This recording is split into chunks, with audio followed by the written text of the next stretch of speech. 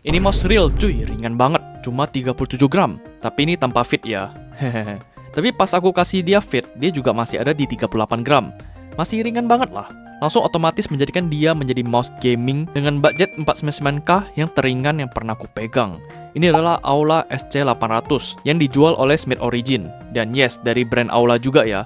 Yang kalian udah puas banget lah dengan Aula F75. Dia juga ada mouse gaming yang gak kalah bagus nih, yang udah memakai sensor 3395, polling rate-nya 1K.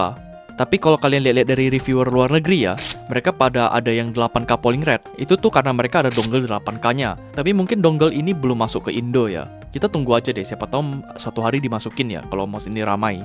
Shape-nya tuh ambidex, ceper gini, tapi agak terasa lebar juga. Yang uniknya dia tuh mirip banget sama shape mouse high-end yang baru aja masuk di Indo nih. Skyrox itu loh, Skirox itu loh. Tuh lihat elo shape-nya nih, cuma beda dikit. Berarti ini kayak udah shape-shape mouse high-end yang speknya di middle dan harga juga di middle nih. Dan aku merasa puas banget nih di mouse ini tuh. Itu mouse fit-nya cuy.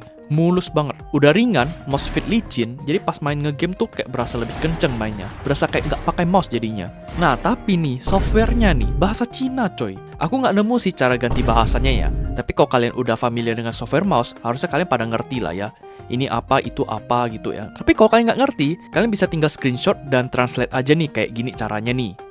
Kalian tahu lah ya ini pakai apa. Yang membuat aku merasa mouse ini kurang tuh di scroll wheel-nya kayak agak kasar gitu. Tapi untuk sisanya tuh udah oke banget. Dia juga ada free grip tab. Yang desainnya juga sangat kece nih. Walaupun pas pakai grip tabnya ini, dia membuat dia menjadi 41 gram. Ah, tidak apa-apa lah. Dia masih termasuk ringan dibanding mouse-mouse lainnya ya. Aku memang doyan mouse ringan sih, dan aku merasa cocok dengan mouse seperti ini. Tapi mungkin jika kalian yang nggak terbiasa dengan mouse ringan, mungkin kalian harus menyesuaikannya lagi. Atau kalian bisa cek mouse lainnya yang lebih normal atau lebih berat.